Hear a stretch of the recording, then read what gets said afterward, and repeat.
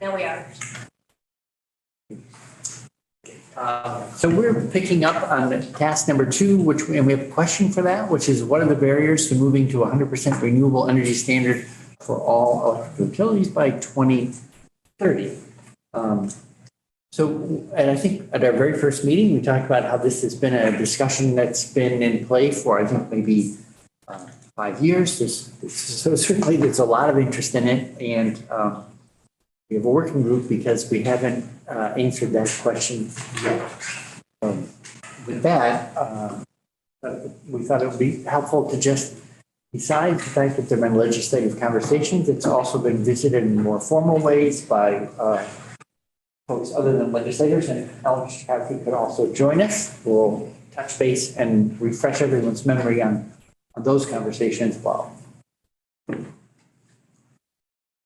Hello again. TJ actually already alluded to it, but there is a recommendation in the climate action plan.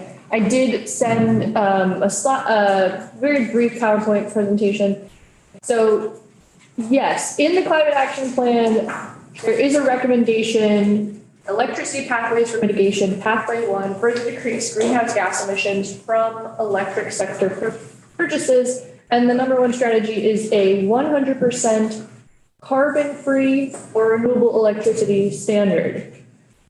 So the climate action plan recommends going to 100%, and their discussion of this issue it's 3 or 4 pages long. So I have pulled a few quotes that I think summarize it, but they do go into more in depth. And TJ actually already cited the first one. So Vermont should develop 100% carbon-free or renewable electric portfolio standard to encourage progress, to ensure progress continues into the 2030s and beyond, while being mindful of the economic impact on cost-burdened Vermonters and maintaining the cost effectiveness of fuel switching to electric measures. So I guess maybe I'll take a step back and say the legislation that guides this working group's process includes task number 2, which is identifying the barriers to going to 100% by 2030. And the 100% by 2030 is coming directly from this recommendation from the climate action plan. And I did want to make sure that I just identify, though, that they do couch in a couple of these things about being mindful about cost impacts on cost burden Vermonters and fuel switching. They also go on to say Vermont's current RES aims to achieve 75% renewable resources annually by 2032. The accompanying analysis by Cadmus indicates that the current RES is adequate to meet the GWSA goals for 2025 and 2030. So I did just want to flag that this is their recommendation is relating to the 2050 requirement because the electric sector has already done so much to decarbonize under the existing RES. Onto the second slide. Additionally, Vermont must move toward a fully clean electric portfolio that strongly support new resources designed to displace fossil fuel fired generation in the region, not just existing.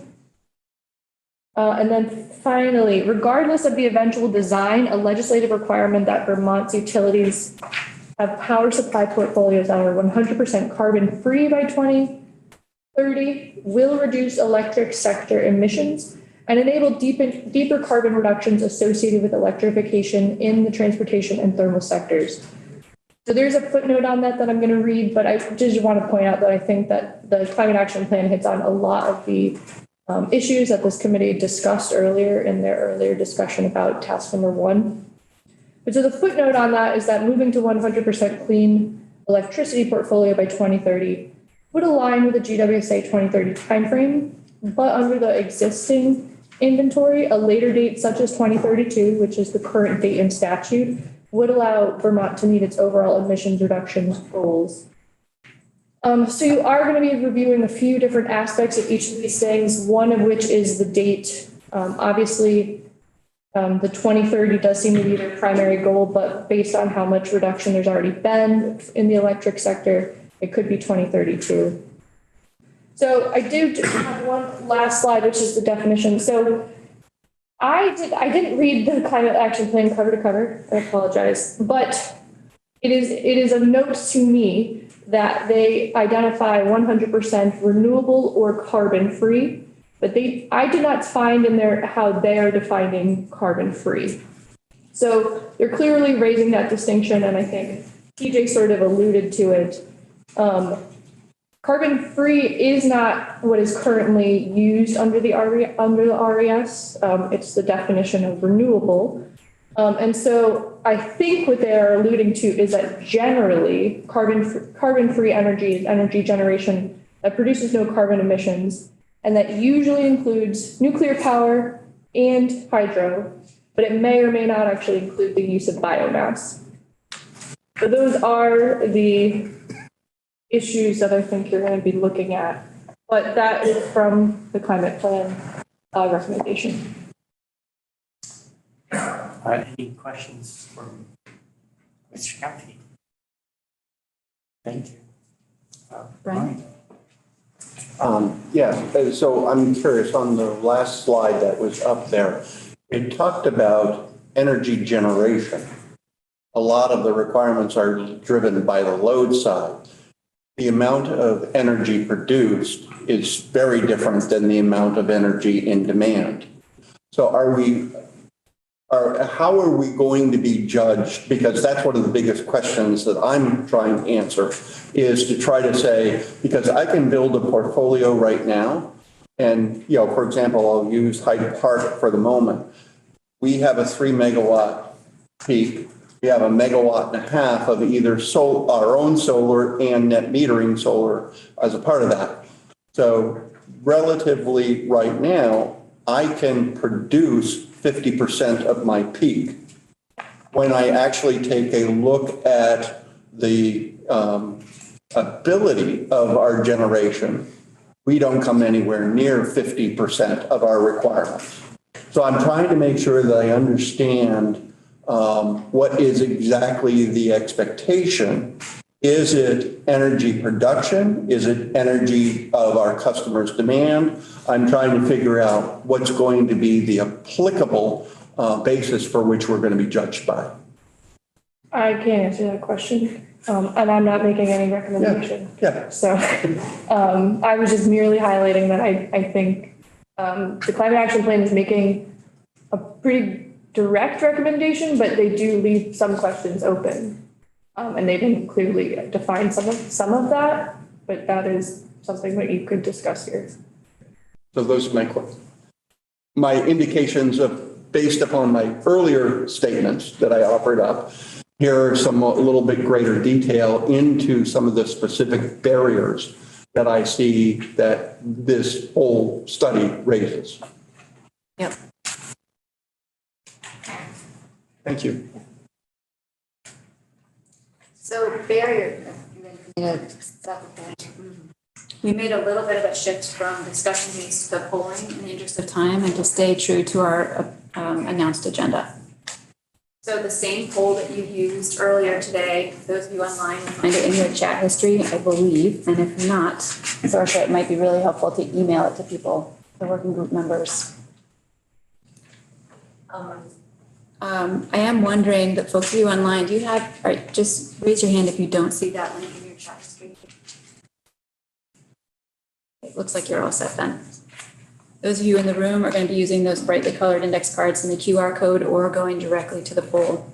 There's another question open. It's an open text.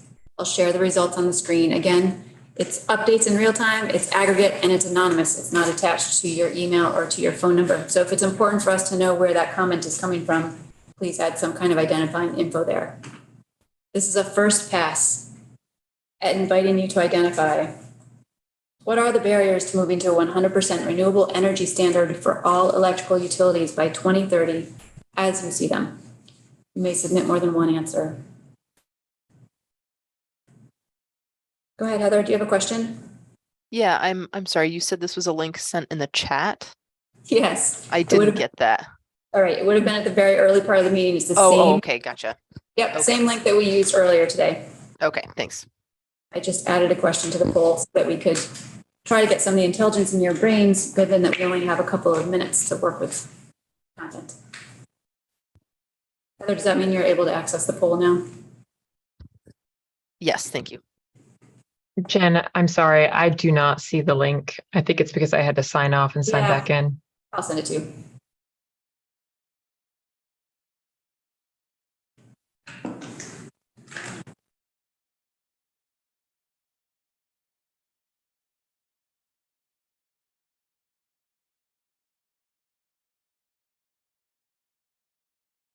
It is coming.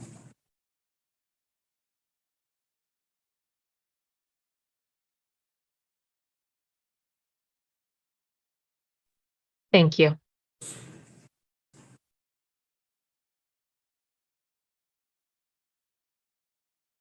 I can see that people are adding things to the poll, which is great.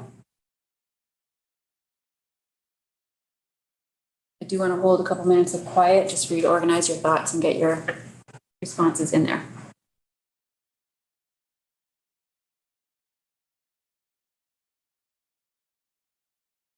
Do you want to submit anything, or you all?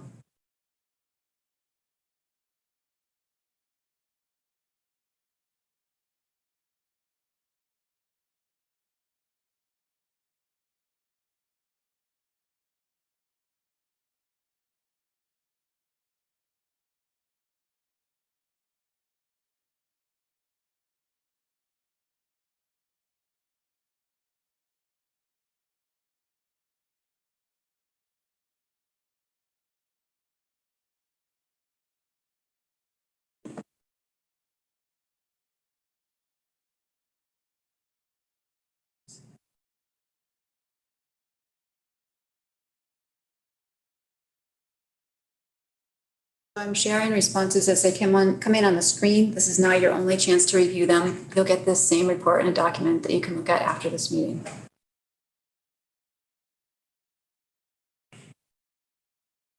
I suspect that the homework coming out of this meeting between now and meeting 3 will tie directly to the work that you're doing right now.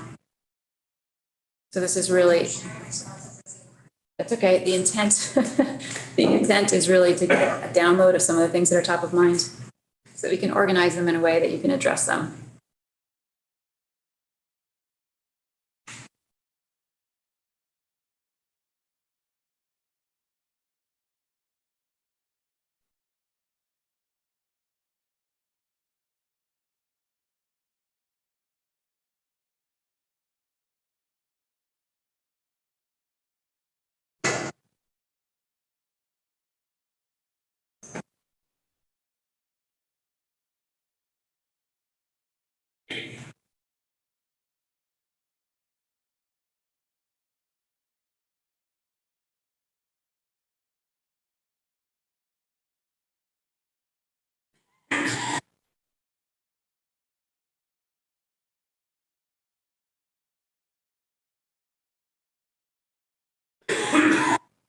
Is anyone running into any technical trouble in accessing this poll or getting their thoughts into the mix?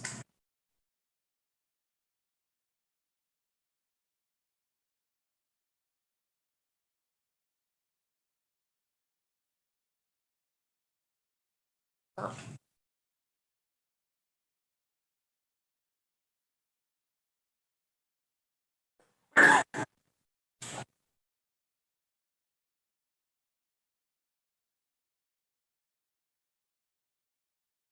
So here's a question. There's not a lot of time for discussion on it. Some of you are still inputting information, that's fine. Those of you who have been looking at the comments, I do wonder if there's any surprises there.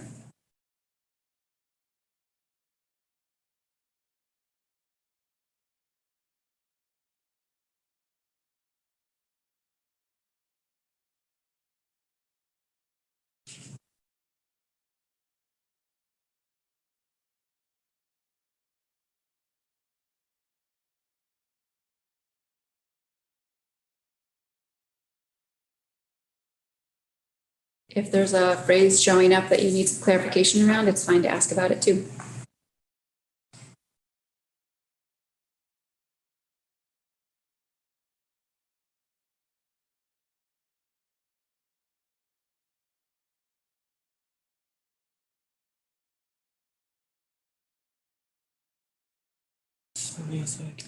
It's, yeah, you can look at my screen if you like.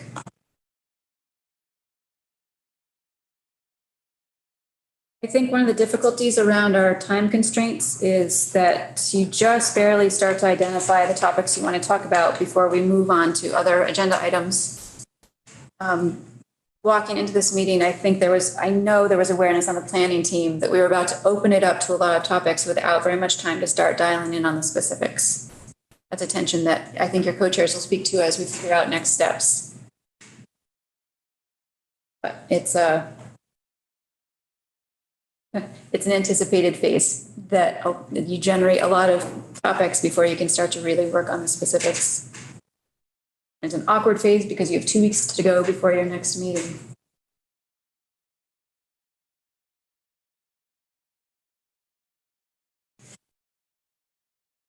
What we can do on the planning side is take all the information that you've raised at this meeting and put it to you in a way that you can continue to think about it, and then funnel some reflection back to the co-chairs so that the agenda for your meeting on October 4th gives you some inroads to real discussion on specific pieces. You won't cover all of them in one meeting, but you can certainly get traction on some of them.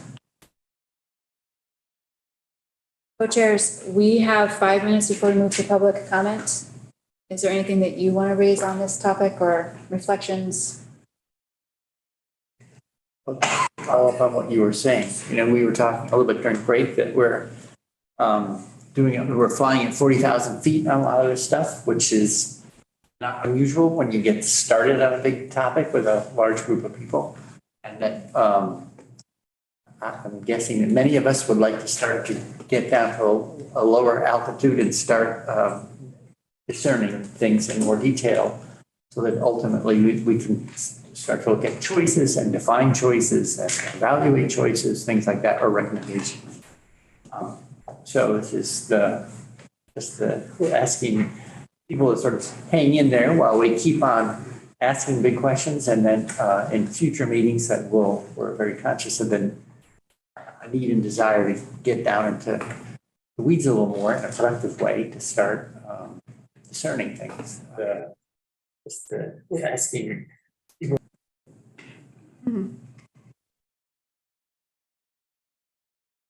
I think that is a scent. Yeah.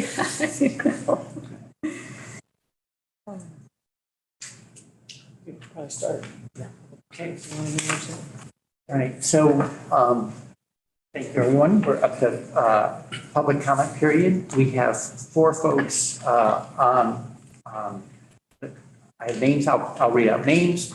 We'll ask people to just do 2-minute comments. You can get a lot done in 2 minutes, but of course, you can always write to the committee if you have fuller comments, and we will make them part of our record and make sure they're available to the public and to everyone on the committee.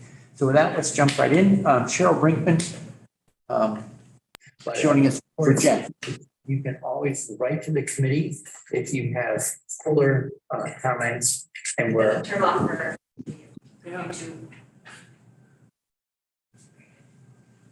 Okay, Cheryl, your turn. Oh, hi. I'm sorry. I was trying to get rid of the YouTube, so I'm concentrating. Hi, I'm Cheryl Brinkman. I'm from Virgins, Vermont. I'm chair of the Virgins Energy Committee, also on the Addison County Regional Planning Commission and Virgins City Council. But I just wanted to just very briefly, I know your time's important. I just want to support the efforts and state that by increasing our total renewable energy requirements to 100%, I feel like we can really build more in-state resources and achieve emissions reductions and combat environmental injustice. I have some, concerns about Hydro-Quebec and the impact on some Indigenous folks there. So I feel it's really important to take a look at this, and just without any specifics, it's really important to lead by example, and our actions speak louder than our words. And I wanted to congratulate you on tackling this and hope that we can make real progress to 100% renewable energy in Vermont. And one of the things that I'm proudest about on the national level is that we do lead by example. And as we're looking at editing and improving the regional enhanced energy plan in Addison County, that then is a template for the municipal enhanced energy plans. It's really great that at the state level, we're looking at this, because I think it really does trickle down to the individual folks. And why does it matter to an individual? It matters to the state, and that's important to me. So once again, I hope, even though we're very small nationally, that we can lead by example. Thank you so very much. Thank you. And next up is Alexandra Spring, connecting with us from Montpelier. Hi, everyone. Thank you all so much for your work in this effort. I am recently moved back to Vermont to kind of settle here and make my life here for many reasons, including the vibrant, beautiful ecosystem of the state. And I feel very strongly that Vermont does its part in combating climate change. We're already feeling the effects of climate change in Vermont, and it's worsening and exacerbating. So I feel, to echo what Cheryl said, if we could be, as a small state but a leader in the country, to get to 100% renewables as quickly as possible, I feel that that's extremely important, not only for Vermonters but globally, as we can lead the way towards 100% renewable. So thank you all so much. Thank you. Next, we have Tayel Holzkamp from Worcester.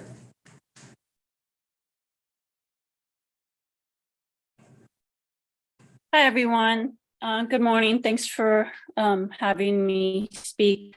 My name is Giles Holzkamp. I'm a farmer from Worcester, Vermont. I've been farming for 20 years, operated my own farm operation since 2008.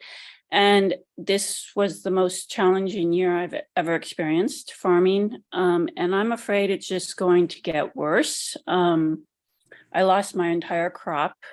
I'm a Brussels sprout farmer, and normally this time of year I would be up to my elbows in Brussels sprouts. And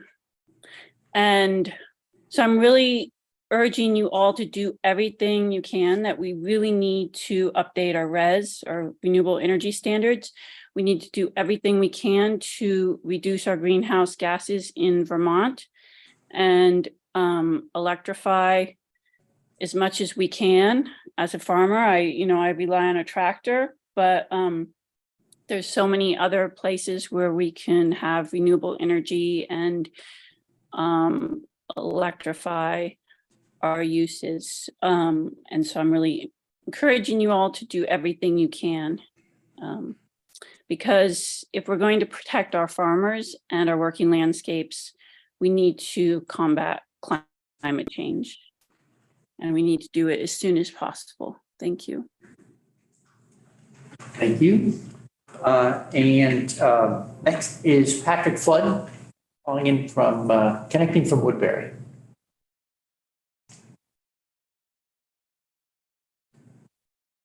Patrick, are you there? Was. We can come back. Looks like he's dropped off. Hello? He just unmuted. Hi there, Patrick, are you, it's your turn. Thank you. Yeah, thank you. Very briefly, I'm going to echo what everybody else has said. My name's Patrick Flood. I live in Woodbury, Vermont.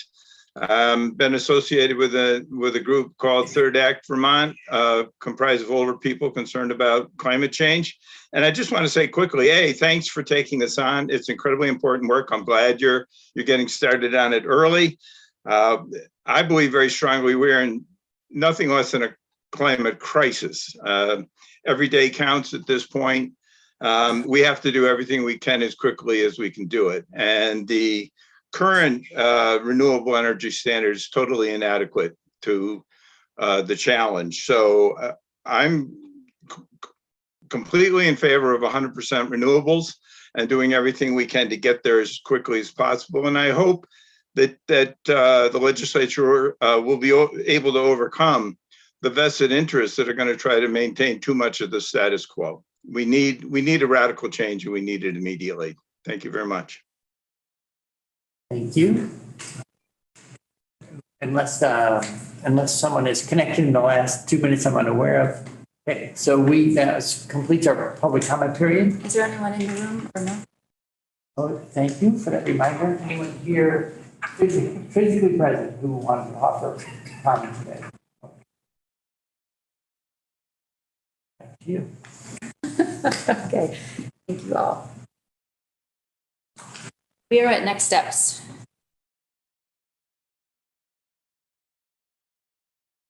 One of the pieces of homework, ask working group members to think about which of the tasks 1 through 8 were data dependent. This coming to mind, ringing a bell? I feel like we're reaching way back to try to catch it, but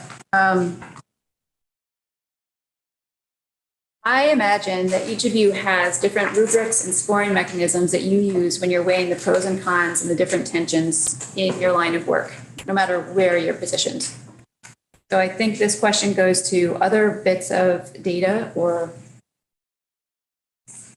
scorecards or rubrics that you would want this group to have awareness of, exposure to.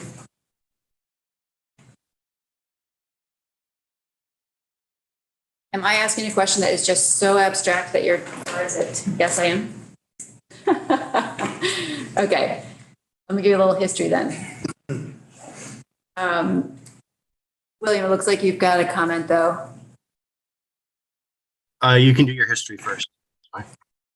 Yeah, so the tasks 1 through 8 outline an awful lot of different pieces of work. Some of them have data and modeling scenarios that you've already heard about as part of this committee and been able to ask some questions about. There may be some influences from the climate action plan and the just transitions work when you get to 7 and 8 and look at equity and trying to figure out how benefits and burdens are distributed. Are there other data points or rubrics that you'd like to be paying attention to when you look at items 1 through 8 in that list? If not, it's okay. This isn't a trick question. It's really that if you're sitting on something that you wanted group members to know about, you had an opportunity to get it into the mix. William, does that give you a segue? Yeah, thanks. And I apologize. My memory may be super foggy. I can't remember if this was addressed at the first meeting or the related materials, but it would be good to get from the utilities where their portfolios are and where they expect they would be if there isn't any change in the current law. I think that should be a good context to be able to look at. I didn't hear the end of it. Can you repeat the second half of that, William? I just said that would be good to have for context. And to have for context and specifically utilities in the room, is that something that is available to you that you are able to share? Didn't really hear the second part of What's available? Yeah. Sorry, I couldn't hear. So, sorry, I'll repeat. So getting an overview of where the utilities portfolios are now and where they expect they will be in 2030, absent any changes in the law. Absent any changes, status quo. Is that information that utilities have and are at liberty to share? Certainly current portfolios for sure. I don't know how specific we can be. You know, some of us have, for us it would be possible. For some of us have contracts that will likely end between now and then. We'll have to fulfill those with something else. So, but yeah, for us it's possible. And William, how is that helpful? How will that be helpful for you to know? Well, if we're considering potential changes to the law, one of the fundamental questions is what is actually needed. Like for the sake of, let's assume that the utilities are pretty sure that they're going to be 100% renewable or clean by 2030. That kind of speaks to what we feel is necessary to do in terms of legislation. Okay, so you're looking more concretely for where do utilities expect they're going to be in terms of meeting that goal if nothing were to change under status quo? Yeah. If I may, it goes to a point that I tried to raise earlier. It depends on whether you want to take a look at this from a capacity value or an energy value.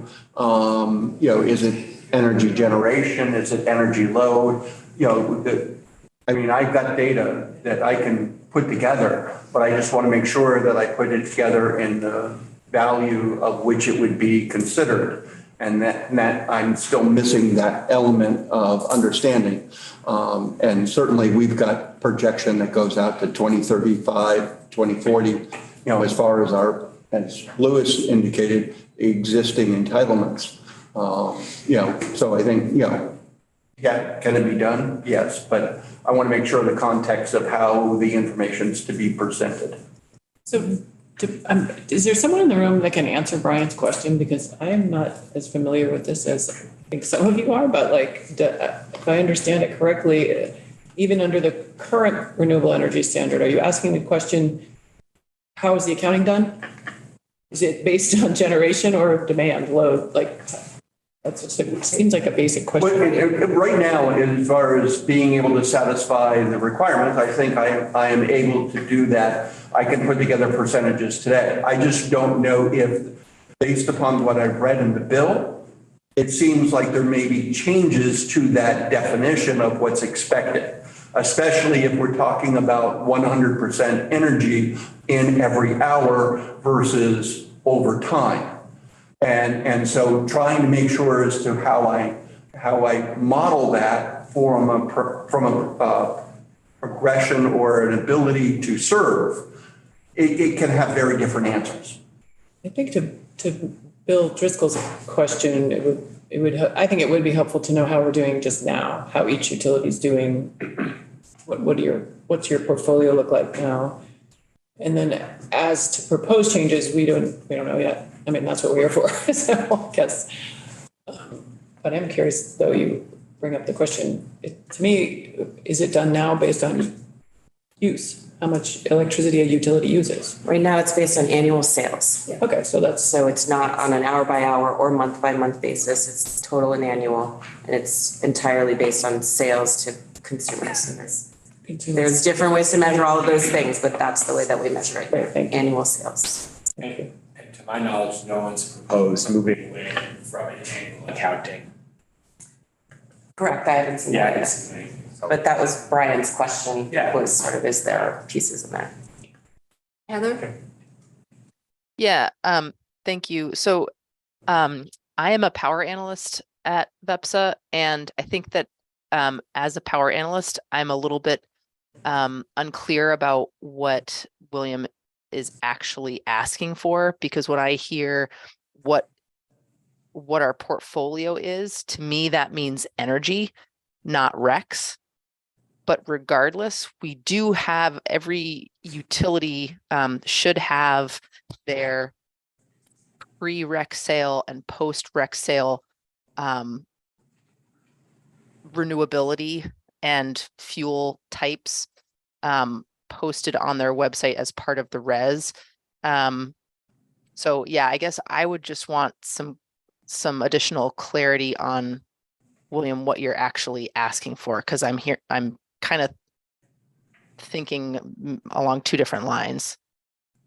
Okay, well, I apologize. I didn't think it was, I appreciate folks who are more expert and in the business seeing complexity where I didn't necessarily think I was asking for complexity. That's not a complaint. I appreciate that. I guess in its most simple terms, we're discussing where we want to be in 2030, right? However people look at that or however they define that. So the question just simply comes down to the extent that there is a lift there or a gap or anything that we want to consider addressing through new legislation. The question is, how close are we to that end game now? And to what extent are utilities, I don't put you on the spot, but granted that obviously to the extent that contracts are coming up, we don't know exactly what the new contracts might be, but I mean, to what extent is there a comfort level that where you expect you to be in 2030? And to put it as simple as possible, if you expect to be 100% renewable or 100% clean in 2030, regardless of any interim action with legislation, it'd just be good to know that. to have that be as part of the background for whether and what we do new or different in between now and then. Yeah, and I hate to be a stickler for semantics, but I'm hearing two different things. So, the contracts that Louis was referencing, those are energy contracts. Sometimes energy contracts come with RECs, which is what gives you the renewability. But sometimes they don't, or sometimes they do, and you sell those RECs in other markets. So I still think we're kind of talking about two different things. When we're talking about, when we're talking about those kinds of contracts and the portfolio itself. Well, sure. So I'm sorry. No problem. So I guess I would just leave it at this. I mean, so I've kind of put the question out there to the extent that there are nuances or complexities or caveats in how one would answer that. You guys know that I don't, so you can incorporate that in terms of whether or what you provide in response to the question, I guess. Hey, this is Michael. Go ahead, Michael. Yeah, I can't figure out to do the hand raise thing. I apologize. This should be fairly straightforward for the utilities. We can provide the information that we submit with our IRPs. And we also utilize the planning tool for tier 3, which shows our percent fossil free. And I think we can all use that to set the stage for further discussions. These are information that we already report, publicly available for us to put together. Thank you. So here's a clarifying question about is whether or not the spirit of the question, how close are, it's a kind of an ambiguous how close are the utilities to reaching a goal of 100% by 2030? And I think the question is, what will this lift require of utilities? Do you need data in order to answer that question, or is it a discussion?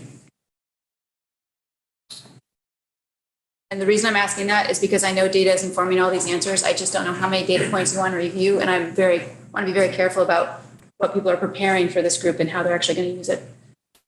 It looks like we've got two comments. Maybe it's to answer that question, Ben, and then Chase. I had a separate set of questions or potential needs. I would say on 7 and 8 around equity at all, folks can read it for themselves. I think it would be helpful to have data on who currently has been able to avail themselves of our existing procurement programs, in particular around net metering, any sort of unequal distribution by income, race, rental status. Some of that information's out there, but having real clarity on that as of today would be helpful. And then this is a little bit more qualitative and a little bit less data, although there's certainly data involved, but having some information around, I want to say this is number 3 cost-effective procurement policies. There are 50 states, many of them have renewable energy procurement programs that are different flavors of net metering, feed-in tariff, standard offer, et cetera. And especially with the standard offer having just sort of sunsetted and net metering, I think everyone in the room understanding there needs to be changes to that program, having qualitative information on best practices, models that Vermont might want to look at as we're considering procurement programs going forward. I should just very briefly note, I think almost everyone, I'll speak for VPIRG, more focused on the top line requirements, but what procurement programs, if any, stack underneath the renewable energy standard, I think is also a pretty important topic of discussion. Got a comment online. Did you have a question though? I just was going to respond to Ben's, but I can wait if that's better. Let's go in order and then Chase, if you can hold for a minute. Go ahead. I meant order to connect these comments. Louis, please. Oh, okay, great. So on the first part of your question, Ben, we don't collect income data on our members. We don't really want to, except outside of income qualified programs. So I think a specific net metering distribution by income would be difficult. However, we do know the energy burden towns, that is towns where members pay higher share of their income as energy costs. We do know relative income, some income information by town. And we also know what towns net metering systems are in. So in a gross general way, we can tell you that, but I don't think we could tell you data about specific members. Maybe other utilities could, but I don't think we could. I can tell you what the answer is going to be is that the towns that are relatively wealthy and are less energy burdened are where all the net metering systems are. But I just don't, we can't get you the detailed information about income by net metering, but in a gross town by town way, we might be able to do something. Chase? Thanks. Yeah, Louis, it'd be great, I think, if we could bridge that gap to find a way to help bring net metering to low-income folks living low income. I think that's not really what I was going to talk about, but you were just speaking to it, and I think it would be wonderful to expand access to net metering to all folks. Come up with solutions that would be great.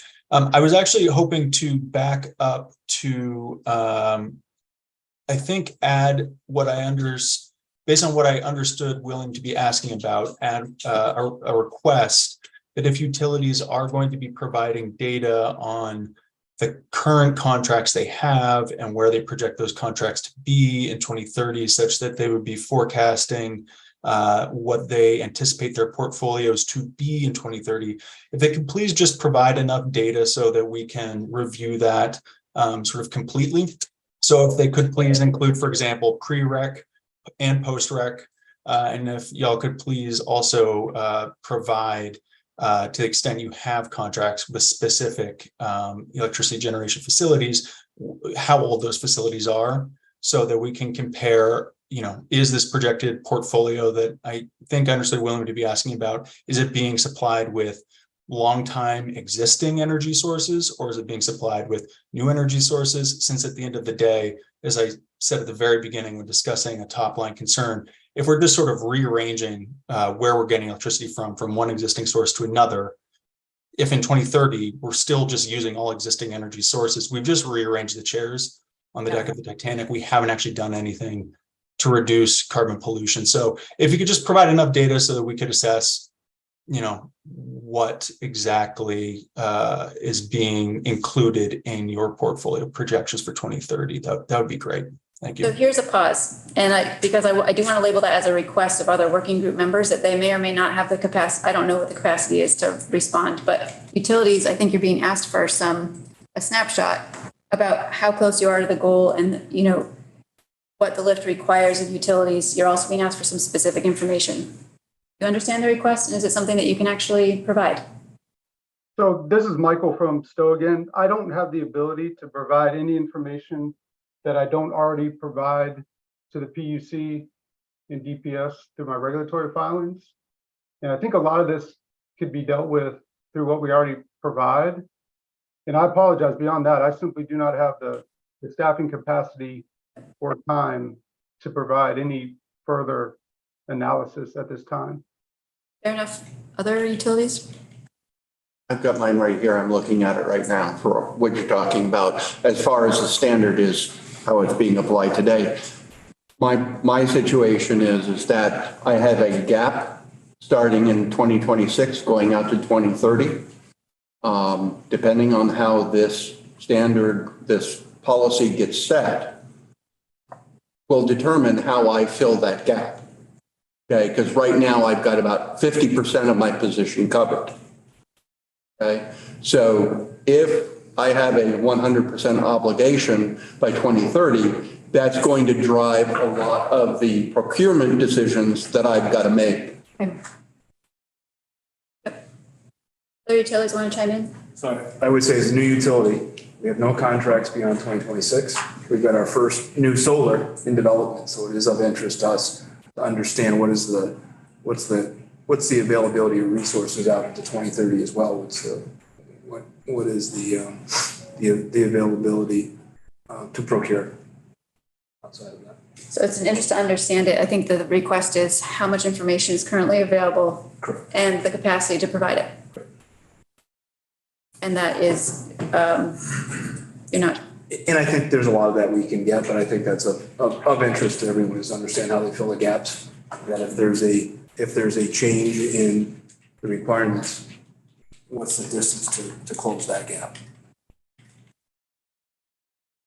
Yes. So today is very easy. We all produce that. It's easy, it's all publicly available. So I think what is more difficult is sort of 2030. So for Vermont Electric Co-op, we have a commitment to be 100% carbon free this year, which we are, and then 100% renewable by 2030. But we're in negotiations like actively now around some of those contracts. So I'm not sure that data is either accurate, available, helpful in terms of actual contracts to meet that 2030 goal. But certainly I think it's important to understand intentions around that, right? Because I think what I heard Bill's question as is what would change if we changed the renewable energy standard? And for us, that commitment to 100% renewable by 2030 may or may not change. I haven't heard anything more ambitious than that. So I guess the answer is likely not. And I think we can answer that without having to provide a lot of data that may be confusing or hard to pull together or ever change it. Or take time to understand, yeah. I just add a little bit, I agree with everything Rebecca said, I'll just add a little bit to that, which is in Washington Electric territory, we're seeing significant load growth projections for the first time in a decade or more. That further complicates this question, and we don't really know yet how we're going to fill those. I can definitely provide you what we have now, pre-rec and post-rec, and I can tell you that our commitment is to remain 100% renewable, but exactly what that mix is going to look like between future contracts and between load growth, we really can't tell you in any kind of precise way that would line up with what we currently can show you in terms of current portfolio. Okay, so I'm a brief summary of where I think you're sitting right now, and that's a collective view. I know there's comments online, and I'm also aware of the timing, so I just want to pull this to some clarity about what next steps are. There's a willingness to give some data, especially around the current situation, and if it's already pulled together. In terms of capacity to bring in some new reporting, I think that's a little bit more strained, and I don't hear anyone pledging that they can follow through on that right now. It also sounds to me, though, that some of the questions you framed up as a group are going to cover this territory, particularly when it comes to barriers to reaching 100% by 2030. So I am wondering, William, I'm going to go back to your question. Actually, I don't quite know how to handle it. I think some working group members are requesting some data from other working group members, and I don't know the extent. We can always collate information that you're available to share if you can lend it and make it available. I think the question is the extent to which you need to review it in these meeting times, and I don't want to overextend authority in requesting something that someone's not at capacity to provide. So, I think one of the things I'm hearing in this conversation is that there's a question about how are people meeting the res requirements now? To what degree is it the power purchasing renewable energy versus acquiring RECs to meet a requirement? And then over time, will that trend change or not? And because if you're to the degree that a utility, my understanding is, goes out and fulfills the requirement through REC purchases, then there's an impact that's larger than just Vermont. I think, it starts to open the door into the whole question of, do you generate locally, regionally, and and then to the conversation that's also come up, which is, are we driving the production of more renewable energy and at some level, whether it's in Vermont or regionally, or are we just purchasing credits to assemble a portfolio in Vermont? And that's the limit of what our concern is. So coming back around to the tensions listed in the earlier part of the meeting and the barriers that are on the survey. We're a couple of minutes to adjourning. This conversation is not for naught. So I know we're leaving a couple comments left unsaid online. I do want to talk about what happens with the territory that was covered today. And I suspect I'm going to float this out to the co-chairs and let me know if I'm on the right track or not with what you're thinking. all the raw data that has come from this discussion and this in the survey, the barriers that you just noted, is good information for a small group to work on and frame up some questions that are much more tangible and will take you from the high level to the specifics. Those buckets or questions can get framed up in an agenda for you to review with more than 48 hours if we can pull it off. So you can actually review it and actually give feedback then if there's something that is really missing. My hope is that those buckets give you the platform you need to have these discussions and get right back into the work. Does that sound like, is that what you were thinking? Yeah. That sounds good. So we have a chance to meet after this meeting. I think the earliest you would receive a summary of that is by the end of the week. And that might even be ambitious, but definitely before the next agenda. Sure. And just so I can, or we all have the same picture of what data is being folded in. So we had the document that you scribed electronically while we had our conversation this morning. Yep. Plus then we had the poll with comments as the second data collection process. Yep. So out of those two, we're distilling topics for further discussion, trying to bucket them and frame up more actionable questions in some way. Yeah, questions that you can really start working on. And expecting small group discussions at the next meeting that we dive into. Yep. So a note for everybody, process-wise, I do have a little work of figuring out how do you do those small groups in a public meeting setting, and I will do that work with you, and then you'll see it on the agenda. So I will flag for the public and for all participants here what those moves are going to be like so that you can figure out how you want to engage with them. The next meeting is scheduled for October 4th from 8:30 to noon. Do we anticipate homework other than looking at that bucket list? I think that's the homework. Mm-hmm. So you don't have any homework right now because it will arrive, but when you do see that document, please take a look at it. What I'm looking for is feedback to say, is this these the relevant topics? And will it bring you to the ground floor, to places where you really need to be having specific conversations? I want to reiterate an invitation that the co-chairs made earlier. If there are things that you're hoping to cover or see on the agenda, please be in touch with the co-chairs at any time through this process. But if you wish to impact the agenda, we really need it as soon as possible. So co-chairs would need to get it at least a week in advance in order to see it pop up your next agenda. We're adjourned. We are adjourned. Adjourned.